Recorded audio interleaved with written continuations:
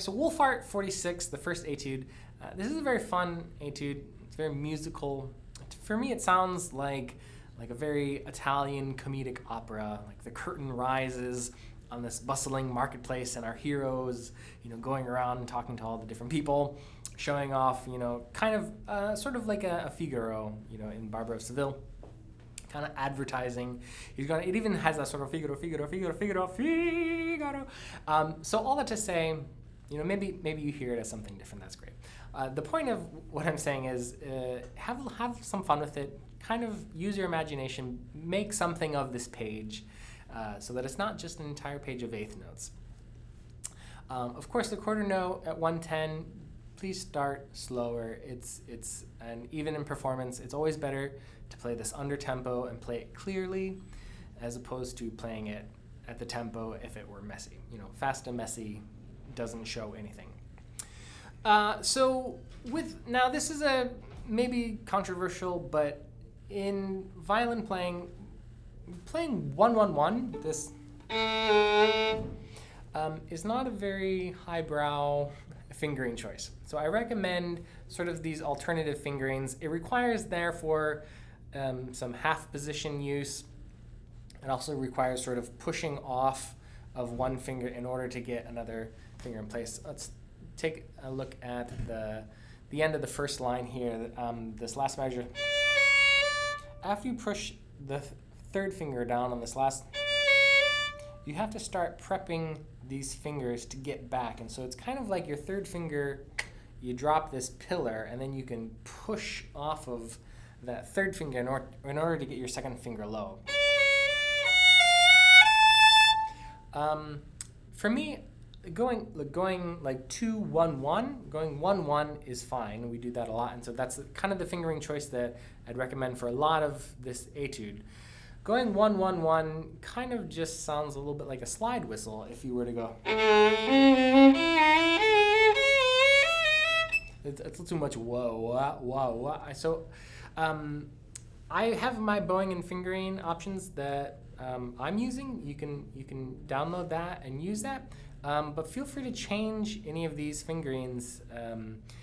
Mark up your part as much as you need to so that you're not surprised by anything in the performance. A very simple recommendation is just take a little breath after the half notes, just to give it a little bit of clarity before charging into the next phrase. Don't really connect them. So at the end of the line, let's say I go.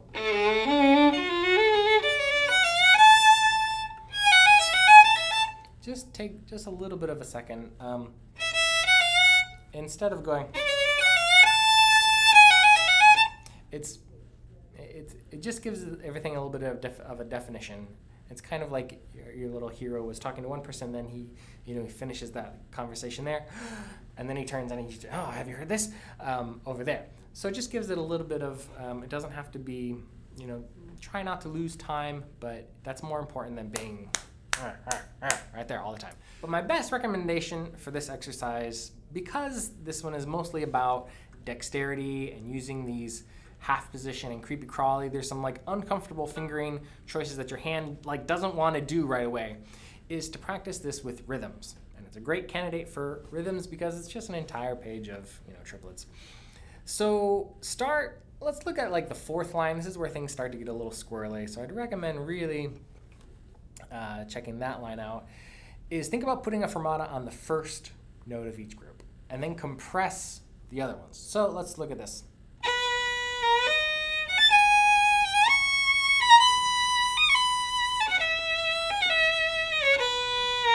And then do it with the second note on each group.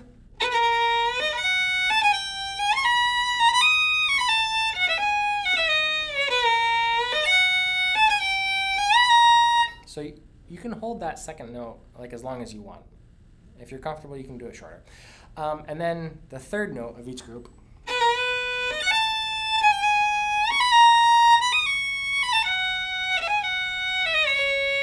And you'll find little things that are like, oh, there's a shift on the third note of that group. That's an unusual place to shift.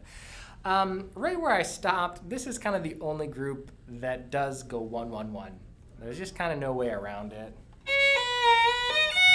Well, there are ways around it, but trying to stay closely to this fingering addition, 1-1-1 there is okay.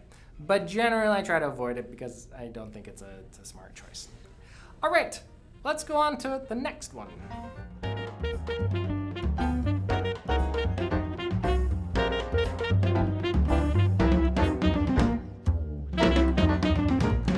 Ba-da-ba-ba, fill a shop.